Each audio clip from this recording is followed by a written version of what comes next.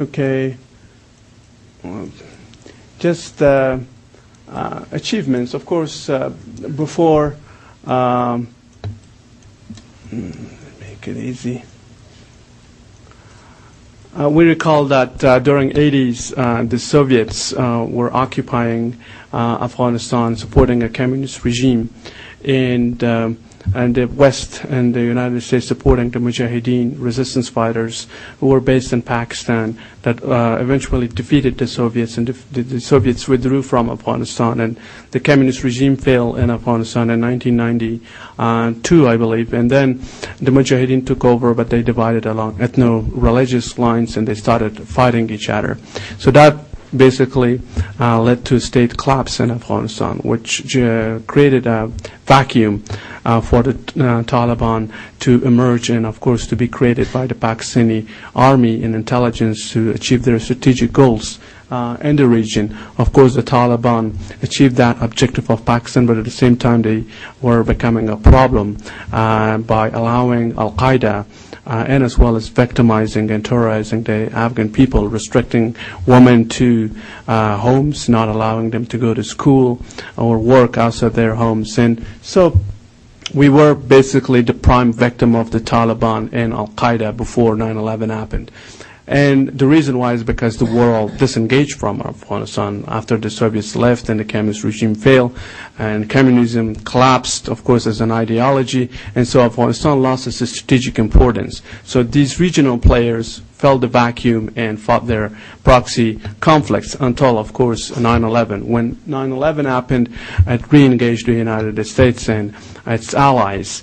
And through the Bonn Agreement process, which happened in Bonn, Germany in 2001, Afghan political factions and parties were brought together by the United Nations to chart a political roadmap for establishing a government in Afghanistan, which happened, of course, and we went through the process and created those institutions, the interim regime, the transitional government. The constitution was adopted, which paved the way for presidential elections in 2004 and then parliamentary elections in 2005. So that was the last objective of the Bonn process that basically completed the process of creating state institutions, at least in name.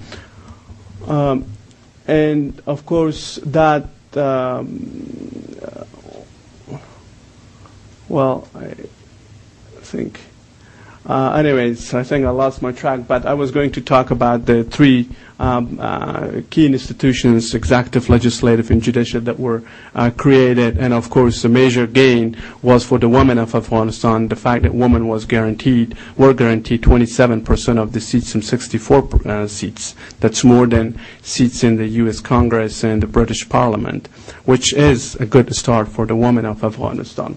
And as far as, of course, reconstruction is concerned, we were able to build a national ring road, which connects the center to periphery and periphery to 6 neighboring countries, which has helped boost the economy in Afghanistan and connect Afghanistan for the first time with the neighbors.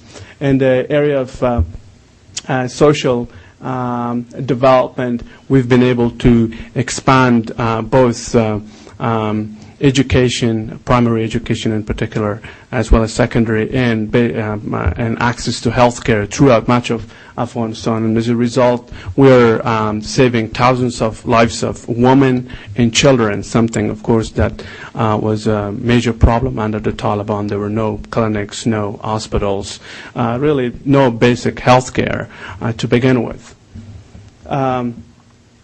Those are some statistics, and here are some graphs of how access to healthcare has increased from 2001 to 2004 and up to now.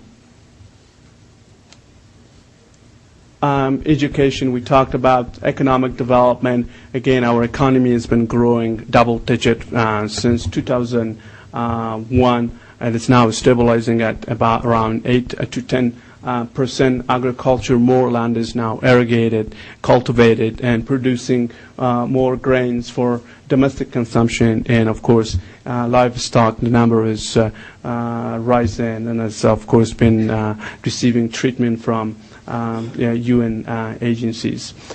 Industry, as I pointed out in the beginning, is our main hope, and that we would be able to exploit our natural resources for both domestic consumption as well as export to grow our economy on the long run. Trade has increased between Afghanistan and Pakistan. Under the Taliban, we had a trade of around $30 million a year. Now that's about $1.2 billion and increasing. And so is the situation with Iran. A declining percentage of economy is, of course, the drag economy in Afghanistan in 2002. I don't know if you can see the figures. They're not visible.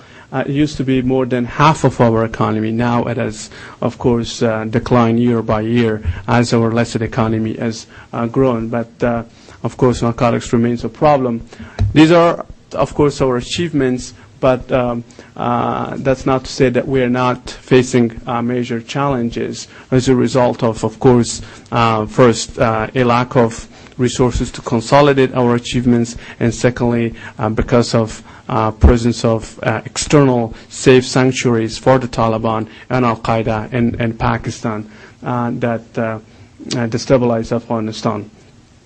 The Afghan people basically demand just basic law and order and security. They're resilient. They're enterprising. They will not starve if, of course, we don't give them everything we as humans desire. They're very basic expectations. But unfortunately, the situation on the ground is really deteriorating, particularly in the south and east provinces that border Pakistan, from where the Taliban launched terrorist attacks against international Afghan security forces, and as well as also targeting, threatening, and intimidating civilians to basically create division between people and the government, to bring people on their side, and over time create a cause for their insurgency and topple the government, and as well as throughout the international security forces out of Afghanistan. That's their strategic aim.